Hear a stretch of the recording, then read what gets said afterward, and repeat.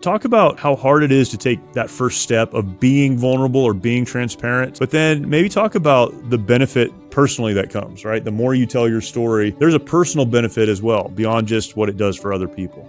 Well, like many things, that first step is the hardest step, right? No one's comfortable with getting up and sharing their testimony, but there is a therapeutic value to it. When you unburden yourselves with it, you're able to let go and work through a lot of those things.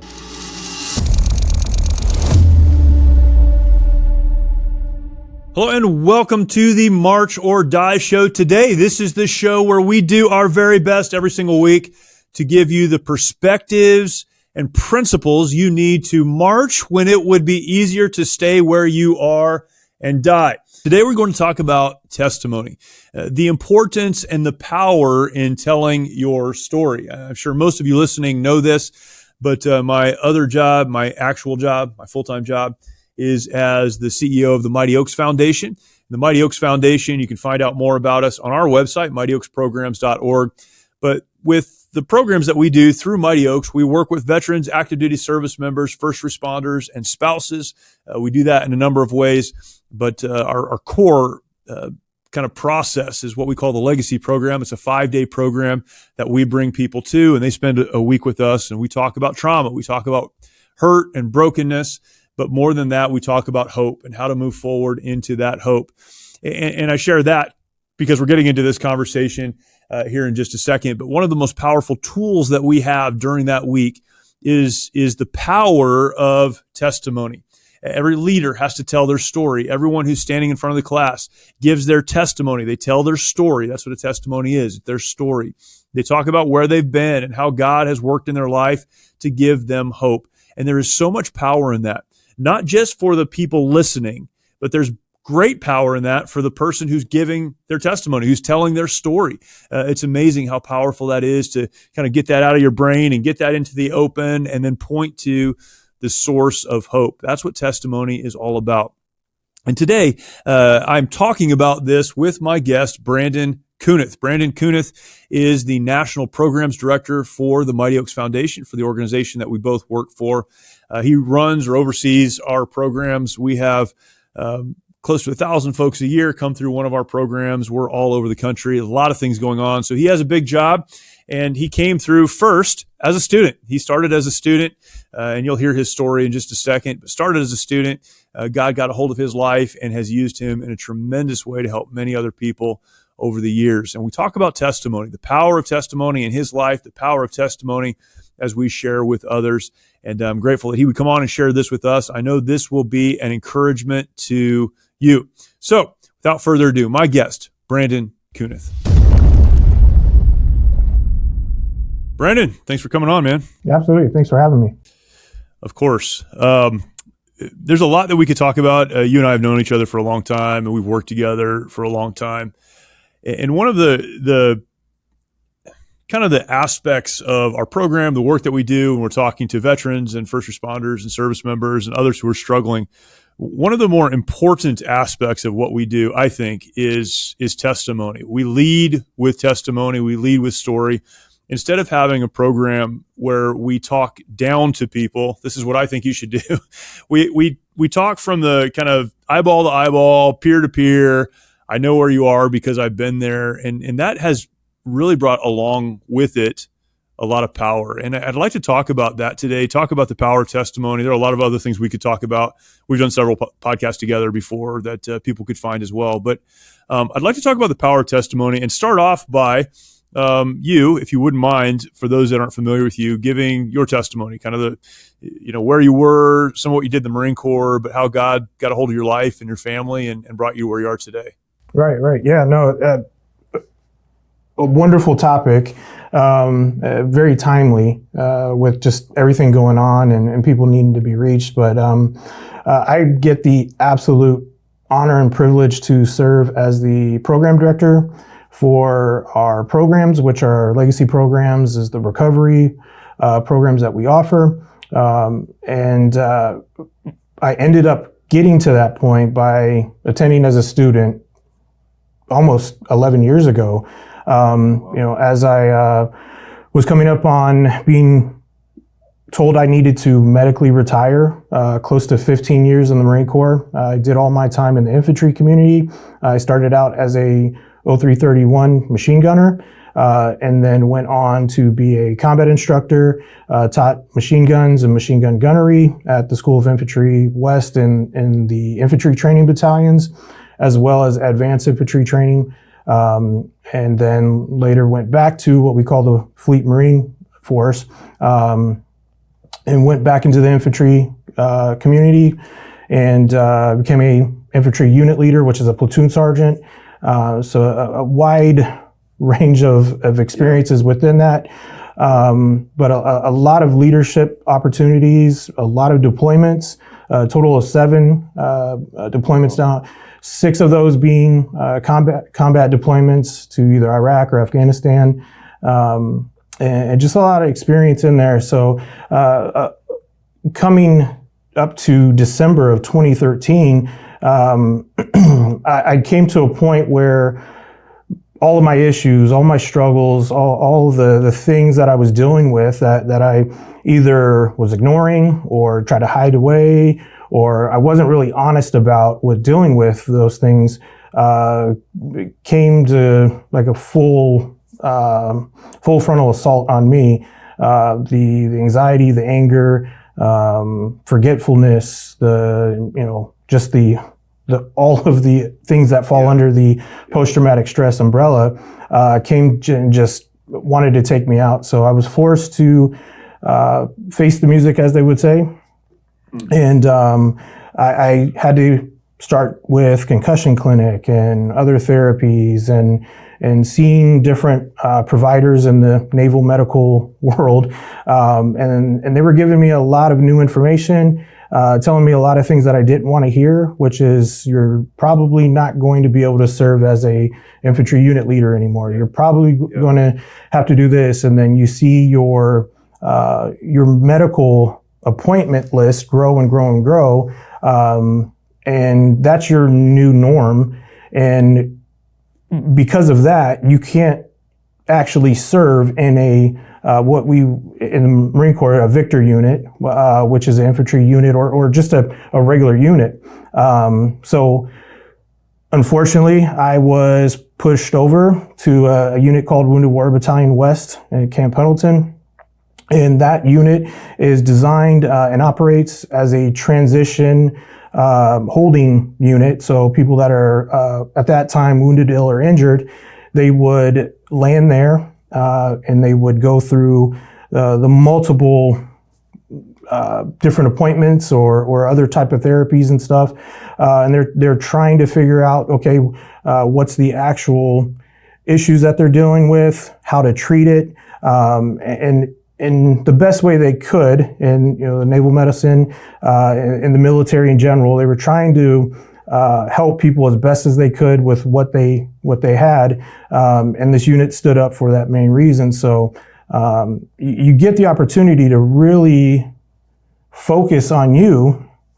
The problem is that after several years, or anybody that's been in a leadership position, you don't know how to focus on you. You don't know how to deal with yourself. You spend all your time leading others, or you should be spending most of your time leading others. And, it's kind of the who eats first in the chow line, right? You're the last, and from, junior to senior. And that should carry over to how you lead and treat your Marines or service members that you're leading. So understanding that I had nobody to lead anymore, but they were saying, hey, you're here to focus on you. I had no clue what that meant or how to do that. And so I heaped another larger problem of not knowing how to operate in a day-to-day environment when I'm being told, hey, your sole responsibility is to go to this appointment, do this, check in here. But yeah, as far as leading Marines, that's not happening anymore. And that just crushed me. I felt like my whole purpose, my identity, my reason for being a Marine was completely washed away. And it was almost like overnight. And to add to that, the biggest issue was I felt a heavy amount of regret because I'd finally came clean with some of the issues that I was dealing with, that I kind of raised my hand and said, I don't sleep well, if I even sleep. I'm forgetting things, or all the other symptoms and issues that people will struggle with, from traumatic brain injury to post-traumatic stress, or just the stress of a military work schedule, life, and then trying to lead your home with that. I would always say that when I'd go to work, I would do great. I was a fire and forget staff non-commissioned officer, or people would say that. And if anything needed to be done, fixed, handled, whatever, they were like, hey, go get Staff Sergeant Kunath, he'll take care of it. And you get put into great positions, you get all these great opportunities. It kind of bites you on the rear a little bit, because people are always going to go to the good people to ensure things gets done. So it can kind of overextend you a little bit, but that's a part of it. But I say that because when I was wearing the uniform, when I was at the office, downrange, training, whatever it is, I was in my zone. Like, even if it was the hardest day, there was a calm in the chaos, and I could operate, problem solve like it was just like breathing. But when I would go home, I would panic. Like, I couldn't figure out how to merge those together to where I was a infantry Marine leader leading 60 guys, and then come home and I could barely lead myself, through the day, much less my children or my wife. So it came to a head of, okay, there's some issues going on here, but I really hadn't settled with, okay, there are things wrong. Like, I had identified, okay, let's figure it out. Let's try to get some treatment. But ultimately, when I went to that unit, my goal was to get treated, whatever they could do to fix me, but I wanted to get back out in the fight. Like, I wanted to get there, check in, do what I need to do, get back to my unit. But that wasn't in any case in my future at all. Like, it actually went the other way of like, hey, you're pretty much done, unfortunately, for here's all the reasons, and it crushed me. And so trying to wrap my head around your Marine Corps career is done was very difficult. After coming close to 15 years, and people would say, well, man, like, you only got 5 more to go. Well, first off, it's not like 5 years is easy. There's a lot to that. There's quite a bit. There's probably some deployments in there and some other things and stuff, but it's worse when it's not your decision, and it's a medical reason as well. So through that, Mighty Oaks was still really new, and the opportunity came for me to go. And honestly, at that point in time, I was so confused. I was trying to find answers to questions I didn't even know I had a question about. And it was just exhausting. Like, the day-to-day of like not having anything to do and wrestling with that was strange. It was so weird that could be so exhausting. And so I went to the program to really just get away, to separate myself from my family and say, okay, let me just check myself out, and see what this program may or may not do. There were things about the program that I liked, and things that kind of intrigued me, I was wondering about. And I wasn't very fond of the many programs or opportunities that were at Wounded Warrior Battalion. They have golf clinics. You can learn how to surf. You can do all these great things and stuff. But I wasn't one of those guys that wanted to go do it. That was one, I didn't feel like I deserved it. And then two, there was kind of a unwritten understanding about it, or kind of like the undertone is that if you took part in some of those events or things or the therapies, then you're admitting that something's wrong. And most of the guys, they didn't want to do it because it's another sign. It's already bad enough that you're at this unit with nothing to do ultimately, but then you're going to go and learn how to surf on the taxpayer's dime. it didn't sit well with a lot of people when you knew that there were still combat operations going on and guys are going down range, they're training, and here you are putting on the same uniform, but you literally have nothing to do. So I ended up deciding to go, and like many people that have gone, and there's guys there this week, that the first day that they're there, they're like, what am I doing? Why am I here? Like, this was a huge mistake. And you start this big ball of like regret again, or wonders, and quickly going through that. It didn't take long to be in a position of like, okay, well, he just said some of the same things that I'm dealing with, or that guy, wait a minute, he came up here with me, but he lives 2 houses down from me. I didn't even know that. And those things started happening and unwinding, and in the reality of things, like, we realize we're not on an island. There are other people out there that deal with the same issues, or maybe not the same, but in similar, or could even be worse, right? So it gives you a different perspective. It opens up the perspectives that you do have and how you see things. And then I quickly started going through that and say, okay, well, maybe I don't like it, but I can agree that that is an issue, or how you wrestle with some of those things when it comes to the question that I talk to on this day is like, I never once ever considered the thought of my legacy. Like, it never crossed my mind. I always tell people that I would think that I would want to be remembered in some kind of good light. Like, I didn't want to be remembered as a dirtbag or a jerk, or, some of the disgruntled veteran kind of stigma stuff. I would hope I would want to be remembered, or I would be remembered as a good guy.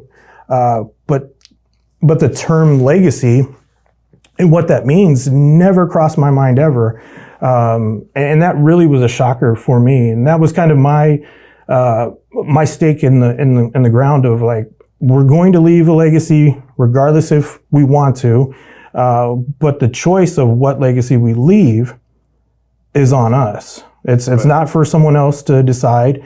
It's up to us. And that question of, if I was to give, if I was to pass and all of me, all of my past, my character, my leadership, my relationship with my kids, my wife, my family, friends, if you could package that in one box, and when I passed, you pass that over to someone, being my kids or my family, and you ask the question, okay, what would they do with that? I didn't have a good answer to that. There was nothing that I could say of like, oh yeah, they would open it right up and start sorting through memories, and they would cherish things. I honestly think that at that time, they probably would have just stuffed it off in a corner of a closet somewhere. Worst case scenarios, they threw it out the trash, or burned it. But that was a shocking point for me of like, okay, let me really take a hard look at this and how I've measured up to that point, and how to move forward past that point. Because obviously what I've done isn't working. It hasn't gotten me to a point where I'm doing well, because I'm obviously at this random ranch in San Miguel, California, with some other guys that are similar to me, or kind of experience different things. And there's this guy standing in front of me, telling me about legacy, character, brotherhood, or some of the other topics. And it was a wake up call for me. Yeah. When those classes are taught, when someone stands at a program and they teach about legacy, one of the things we ask them to do is kind of do what you just did, right? Is tell their story and answer the question, when did this topic, whatever the topic is, if it's legacy, if it's character, whatever it is, when did this topic become important to me? What's different between just teaching a class or teaching a concept and teaching it from the position of, let me tell you why this is important to me, where I came from, how I've interacted with this, and why you should too? What makes those two things different? Right. I think anybody that's kind of been down the road has sat through a lecture before, and they while they have come out on the other side, they might have taken a few notes and had a few things that they could walk away with, like, okay, yeah, that was great. That's not what we do there. We're not going to lecture the guys, and we're not going to beat them over the head. The same thing with the women's program. But we present that lesson, as you said before, like the peer-to-peer model, the kneecap to kneecap, of we're literally teaching the class to ourselves as well. So anybody that's up there presenting the class they're a mirror while they're teaching that class, or as they prepare for that class. They should be looking at that class as if they were looking through a mirror. And when we put ourselves in that position, we open up the door for to be vulnerable with other people, to be transparent, and that brings a level of authenticity across the board that many others just I had never experienced that before. I would say I had close friends that I had served with, but there were several things that they had no clue about me. Even though we had bled downrange, we had done multiple deployments downrange and stuff, there was still a layer that we hadn't worked through. And so when we start in that manner, we're able to crack a lot of barriers right away. And they don't come down, but we're able to start chipping away at them and crack them. As we present it from, I'm not speaking at you, I'm speaking to you, with myself included. And it just helps bring whatever that title is, whatever that message is, in a more relatable and understandable fashion, to where it's not just a good idea or a piece of something that they could throw in their pack, but like you had said, what makes this lesson a turning point or a stake in the ground for me, rather than just a good TED talk, if you will. Yeah. But when I look at myself personally, internally, and everything, and how to move forward, why is this important to me? How can I implement it and move that forward, are those big things. So when we present it that way, it just helps. Like, we only have so many days with the guys there, and even on the outside of that, you may only have a couple minutes in an elevator to talk to someone, or to share a message with someone through the phone or just in basic conversation. So, taking advantage of those moments of how you present the information is crucial. And we try to take, the guys are there, they're stuck. I mean, they're able to leave if they can, if they choose to, but we have them there, and, they're a captive audience per se. So we're going to take advantage of how we present that lesson to them. Yeah, that's good. It's so hard to be vulnerable. And I think, particularly in maybe the world that we live in or whatever, putting up a fake front and trying to put up some kind of a persona, it's very, very common. We could blame social media like we do for everything else, right? But that's very common. But I think it's just part of the human experience. We want people to think we know what's going on and think we have it all figured out.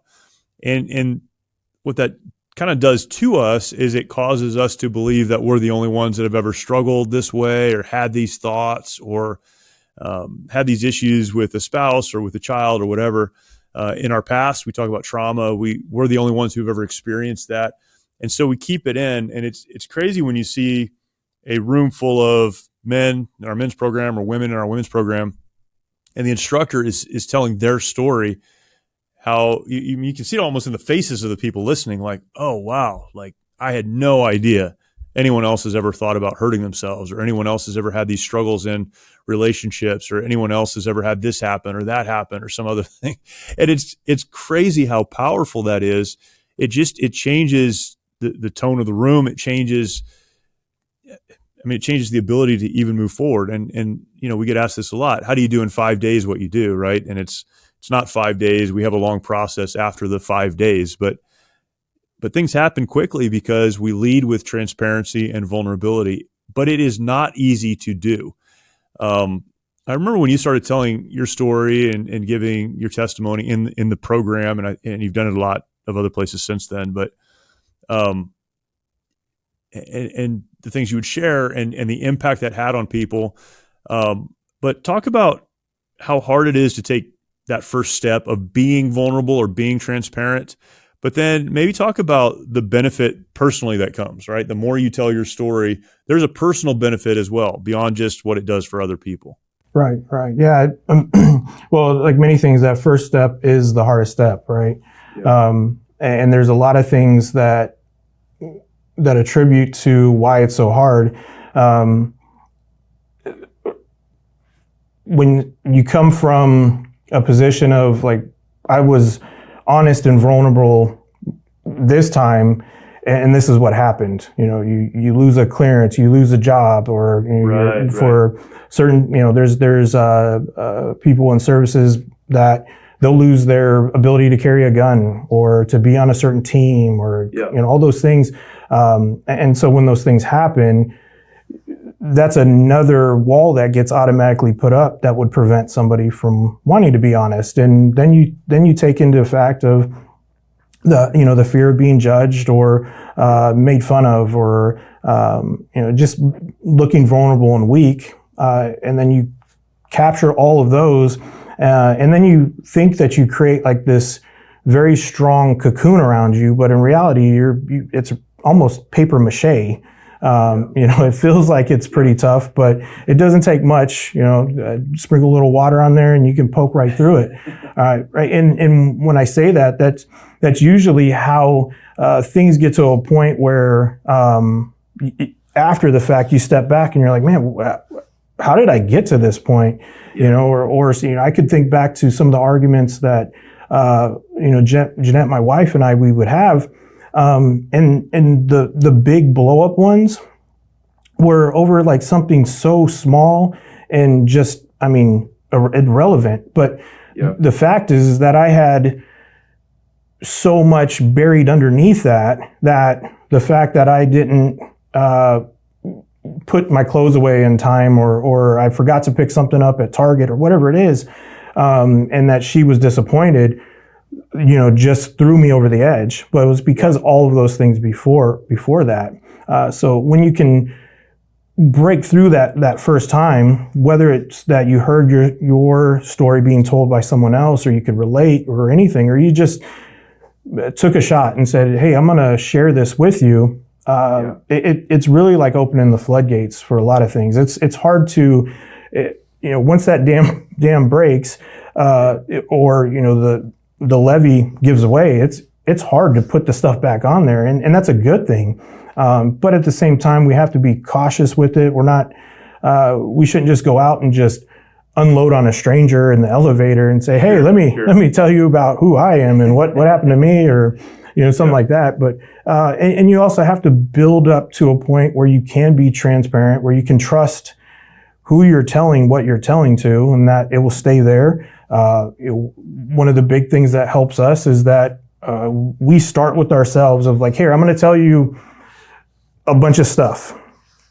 The majority of it's going to be bad, and I'm not going to be the hero of my story at all, for multiple reasons. But we start it that way so we can set the playing field of like, here, this is what we're really talking about. This is what we're going to be talking about, and why. And then it really sets the tone that, okay, if this guy can get up here and share some things that he would never share to, his closest person, then that makes it more likely that the other person's going to be willing to do it. Whether, no one's comfortable with getting up and sharing their testimony and or their story, or just sharing difficulties that they have in their life. But there is a therapeutic value to it. When you unburden yourselves with it, you're able to let go and work through a lot of those things. There's several times where I've went through parts of my testimony, and I'd done it several times before, but then I started remembering other little parts to it that I had completely forgot about, or what seemed unimportant at that time. And that's a part of the healing process, and identifying certain things. And And then as you go through it, you're able to build up another level of how to be empathetic towards other people. And that's for the other person as well, is that they can relate and they can see some of the similar things, or maybe it wasn't necessarily the same thing, but they can appreciate the vulnerability of that. And they're like, well, man, I've never went through something like that.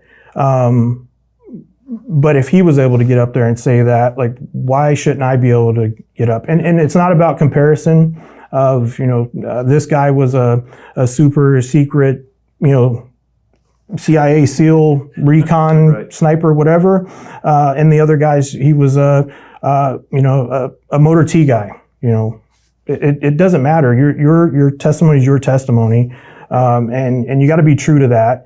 And because as soon as you start trying to compare it or say, well, man, my story's not as good as his, it's not about who's good or bad. As long as you're being honest, you're being authentic, that's your testimony. And that's what you should be able to do. And through that, again, like you had asked, like, it helps on both sides. Right. But as Christians, though, when we tell our testimony, that we've got to be very careful. And as I said before, I'm not going to be the hero of my story, right? I like how R.C. Sproul says, like, your testimony can lead to sharing the gospel, but your testimony is not the gospel.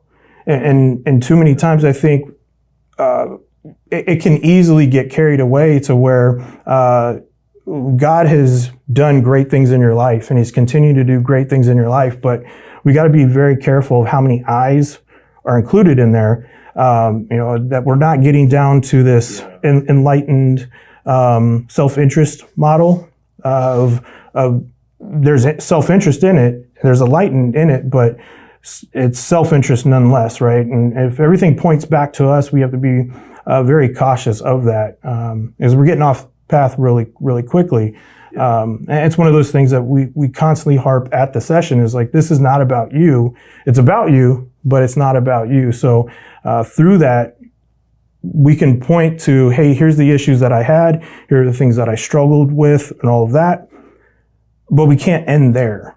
Like you can't put the period and say, okay, well, hey, you've got similar, we've got the same background or we have the same story. You've got to put a period and then start the new sentence with, well, here's the hope.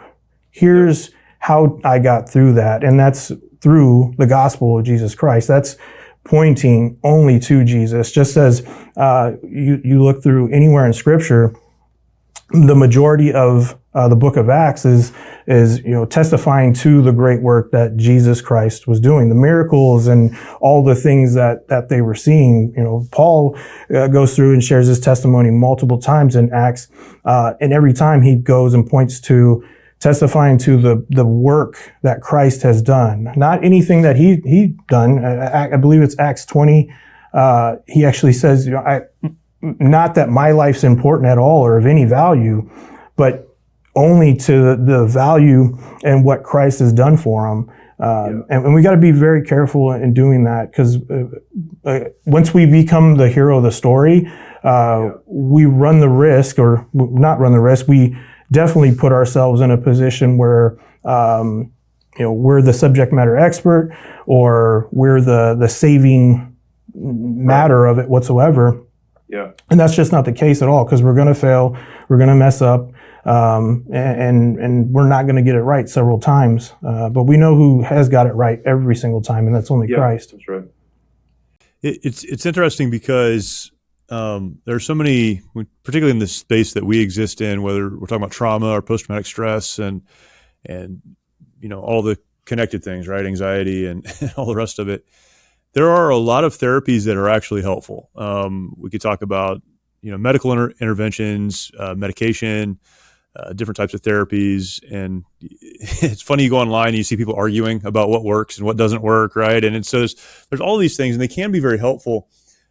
The problem is if you don't, at some point in your, let's say, recovery, and some point in your process of growing beyond your trauma, if you don't hit a foundation of faith in God, then eventually those things are going to fall short. And so we look at, medication, for instance. Medication has a place.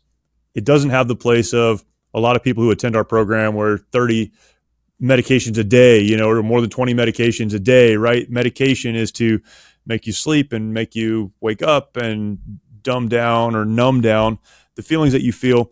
Medication can serve a place if it helps you to think clearly enough to make the right decision. So there is a place for it, but it's not the solution. And so many of these other therapies as well. Well, when we come to talking about something like a testimony, it's the same. I mean, there are mountains of research and data that would underlie the truth that telling your story is very, very helpful. And this is what psychiatrists and psychologists and therapists, and that's what those people focus on, right? It's kind of talk therapy, as you tell your story and maybe you relive events and talk through that and walk through that. And that's very helpful. And it can be helpful. But you're absolutely right. If it doesn't point to God the Creator, if it doesn't point to the hope, which is, a relationship with Jesus Christ, then eventually it falls short because it becomes so self-absorbed. And us telling our story is really about us propping ourselves up. When the Bible in the book of Revelation talks about how the accuser of the brethren was defeated by the blood of the Lamb and the power of testimony, that's the testimony of that's where I was, but then I met Jesus and everything changed. And I think that is exactly what a testimony should do, is it should connect in the sense that I know where you are because I've been there. I've struggled with the same things. There's nothing that God can't, reach in and rescue us from or pull us from. So it gives a connection point. It is a testimony, though, to what God has done. And that's exactly right. When we become the hero of that, we're missing the whole point. Giving a story or telling a story, your story, it's not about, how good of a job you did pulling yourself up. It's about how lost you were and what God did in your life. And man, that's where the real, long-term power is in testimony. It's in pointing to the giver of hope. 1 Peter 3:15, it says very clearly, that to point to the hope that's in you, right. And that hope is not you. It's not whatever you've done, but it's what Christ has done, and that's the gospel. I mean, the guy who had the demons, that he was possessed and everything got pushed out of him, he immediately wanted to join Jesus and jump on the boat with them. They were taken off, but Jesus tells them, no, go and tell all the good things that has happened to you, and through that you can go and share all the great things. I had a conversation with Kathy yesterday, and she had just mentioned, she was like, I literally just got done sharing about your and Jeanette's testimony and how all those pieces worked out. And I just happened to say, well, it's funny that you're saying that because I'll be talking to Jeremy tomorrow about testimony. But you're right. It can be a long-term thing, but personally, when we share our testimony, we not rely on it, but we count on it. It should be a short-term solution. You should be able to work past it, and it shouldn't be a lifelong book that you continuously read and share over and over and over again. It can be, but we shouldn't focus on it, right? Because then we can end ourselves back up into one of those positions of your identity and your purpose is your testimony, and that's not the case. And that's one of my warnings I try to communicate with people is your testimony isn't your identity. It's a chapter or a portion of your life. And I know for me, since telling it the very first time, 12 years ago, to now, I tell my testimony much different ways. There are things that matter to me more importantly than they did when I first said it. The first time I blurted everything out, I was a complete bumbling, crying goofball, and just trying to get everything out that I could. And even at the sessions, the leader presenting the class will get a very short time to be able to share things. But the the participant that's attending, they get 20 minutes. And, they'll go up there thinking, 20 minutes, that's not a problem. And then 20 minutes flows by and they're not even out of first grade yet, and Right. And because they get the understanding, there's so much there to try to unpack and work through. And that's where that lifelong part can come into play, is that it shouldn't be overnight success, but it shouldn't be the solution to all your problems. Just the same way medication should be short term, right? It should have a very specific purpose, and it should be short termed. The same way other therapies and things are, but we don't want to get ourselves so wrapped up around my testimony and that's all you got. And where I'm at today, I think about, if I was to share with someone, share hope and healing or the gospel message with someone, how can I do that if I was to remove my testimony? And what I mean by that is that if my past wasn't my past, would I still be able to share the gospel in a clear, communicating manner where I'm not relying on that testimony? And not that it's that one way or the other is bad or good. It's just helped me to clearly understand the gospel and how to share that with others, and that you're not going to get every moment where you can run through, well, I was born in Germany and then I moved here and then, or I'm not going to have that moment to say, well, this is what I did downrange in Iraq on this deployment, or you can say, hey, look, man, we all fall short of the glory of God, right? Yeah. But there's still hope, right? And then you're able to run through that. So, and being able to do that has been extremely helpful for me, to understand how to give my testimony in the different, audiences or just the different environments that we encounter day to day. Yeah, that's good.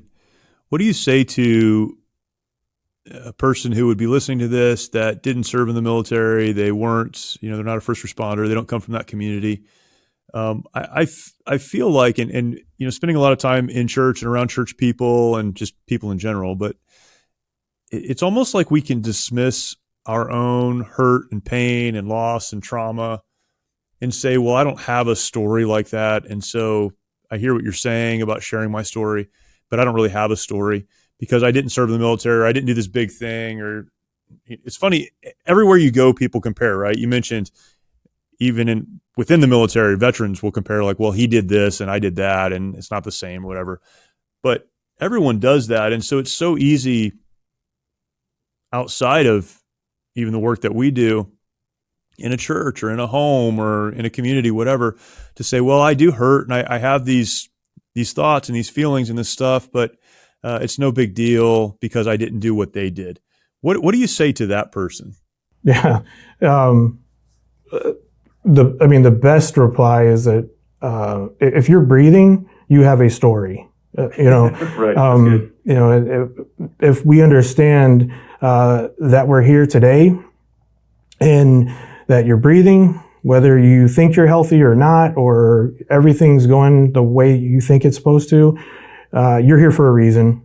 And anybody that has lived more than a day, that they can recognize, not an infant, but anybody that can truly say that they've lived a little bit. Yeah. You've experienced something, right? There's been trials, tribulations, good days, bad days across the board. And that kind of goes back to what I was saying about not getting so caught up in all the details of your story. But how many times have people had a conversation with someone, whether they knew them or didn't know them, and there's, man, I just never knew that about you, or I'm so sorry to hear that because I just didn't know. Like, I was thinking about that, listening to a conversation of Lee Strobel talking about his upbringing and how he kind of came to the point of the case for Christ. And as he was walking through that, he asked that question of, like, how many times have you met someone and had a conversation with them, and said, I just never knew. And whatever that is that they shared just shocked you, of what that person has went through. And we never know what someone has gone through. I talk about before I've spoken about a guy who served, didn't go down range or any combat tours or anything like that. Just a brief tour in the Marine Corps, and was a part of that transition unit. And I questioned, like, why is he here? Like, why would he be at a combat injured unit? And wondering, what's this guy, doing? Is he one of the ones that's trying to game the system? Or, you can lead to all these assumptions. But if you actually don't know, they're just guesses. You're assuming everything about him. But once I had him actually share, I didn't have him, but he opened up to me and started sharing some things to me, I was completely blown away by his testimony of what had happened to him, what he had been through from a very young age and all through that. And I mean, I could sit there and say, man, I've been through some rough things, but my stuff doesn't compare to him. And that's what we have to understand, is like everybody goes through something. And like we had spoke about, like once you start comparing, that's where you think that you're trying to put value on one story or the other, but you really just diminish all the testimonies, because if you're here, God has a value for you and a purpose that you're here. So there's something for you. And in that, like, I think there's a strong misconception that in order to have a good testimony, it has to be all bad, right? That you have to have gone through like all this craziness, and whether it's been just trauma after trauma and abuse growing up, or you saw the worst of the worst on deployments. The Bible has several accounts of great testimonies of just good things, and it's always tremendously hopeful to hear someone that's been able to struggle, and maybe those struggles might have just been day-to-day things of anxiety or worry about what some would be like, really, that's what you're worried about, but they've been able to power through.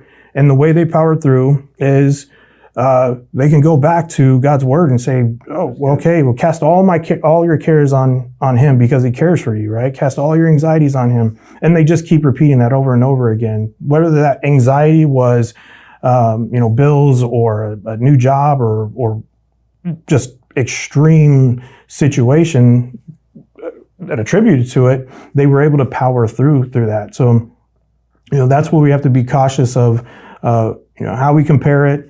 And then what is a testimony? Like, all of it is good. And we have to be careful that whatever we're doing, whether eat, sleep, or drink, we do it all to the glory of God. So if I share my testimony, if I share someone, you may have not went down range, you may not have served in the military, but I'm pretty sure there's something in there that you'll be a help to someone. It may not be helpful to this person right at that moment, but you don't know how it's going to impact someone later on down the road. You don't know, somebody's could be watching you, and they're watching you day in and day out, and just seeing how every day you're going through life and how you take, encouragement in things and how you treat other people and all that.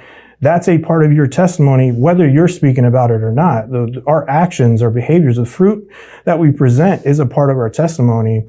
And so just trying to remind people that, there's so much more than just the common bonds or the likeness that, someone may or may not have, or, but at the same time, yes, we got to be careful, and it should be considered of, well, yeah, I've never served as a police officer, a firefighter, a military, something like that.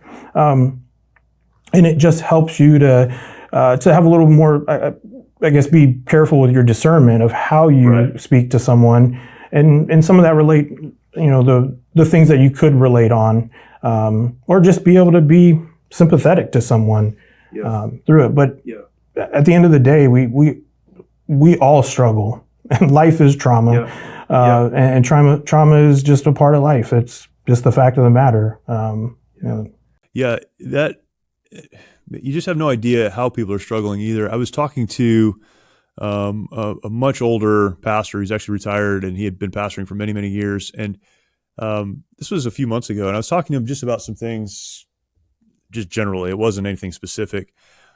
And I would look at someone like that, and I would think, man, he's never had a struggle. He's never had a bad thought or wanted to do anything wrong, right? He's always been like right in line with God and walked, in lockstep with God and the Word. And he was explaining, even to me, talking as an older man, about struggles that he's had and other things that have come into his life, and he's had to make decisions, and this is the process. And it's just helpful even to hear that, to know that this guy who I would hold up and say, well, the reason he's been successful in his life for so long is because he's never struggled. That's not the case. It's because time and time again, he's made good decisions, or someone has come into his life and helped him make good decisions, or he made a bad decision and then other people came into his life and helped him move forward. I really like that C.S. Lewis quote. It's something like this: friendship is born at the moment when one person looks at another person and says, what, you too? I thought I was the only one, right?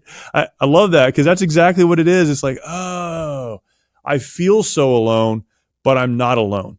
There are other people who have been through this, and sharing your testimony, being vulnerable and willing, again, being careful and all those things that you mentioned, but being willing is so helpful and so important. Man, I appreciate it. We've done this several times. We'll do it again, of course, but thank you for sharing your story and leading with your testimony. Over the years, so many people have told me how your testimony impacted them, and I know it continues to. So thank you. I really appreciate it. No, I appreciate it. Thanks for having me. I like I said, this topic was very timely for several reasons, and you've seen it, I've seen it, just how impactful and what we do. It just helps us to be able to do what we do, to break through some of those things so quickly, and take advantage of the time that we have with people, and to connect with a community of people that think that they're on an island by themselves. They look around and they see everything is on fire around them, whether you're watching the media or social media, whatever it is. You get a view of this perfect look of the person that they don't realize it took them 30 different takes to get that very perfect video, or it's just the things that are in shambles, and they see all that, they know it, they understand it, but at the same time, they sit back and they're like, I'm the only one.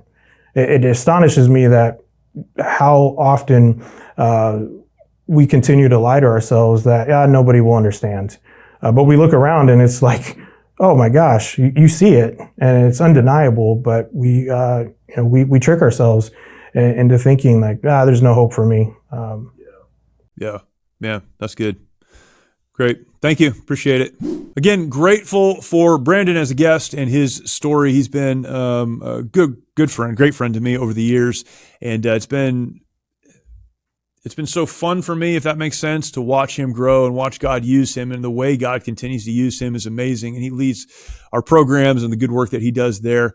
But the power of testimony and the power in his life and the power through his life is such an example to us. And again, using that to point to the real hope that's found in a relationship with God through Christ. I'm very grateful for that. If you are interested in Mighty Oaks and the Mighty Oaks Foundation, again, I think I mentioned this at the beginning of the show, but go to our website, mightyoaksprograms.org, mightyoaksprograms.org.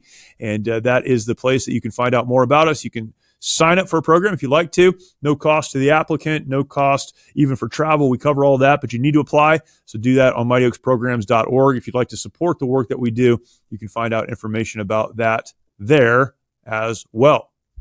And I would encourage you to do that. So please do. Again, thank you so much for listening to this episode today. Take some time when you get a chance, go to lifeaudio.com. Great podcast there and some great conversations as well. And I know those will be a help and a blessing to you. And I really appreciate you listening. I'll remind you today as we leave, just like I do every single week. And it's very important that we end this way, that we have this thought in our mind. We have to understand that when the bullets come flying our direction, when the ground around us seems to be falling away, the bombs are falling at our feet, this happens. And it happens in relationships. It happens in work, happens in life. We can be overwhelmed by what's going on. When those moments come, when you find yourself in conflict, you only have two options.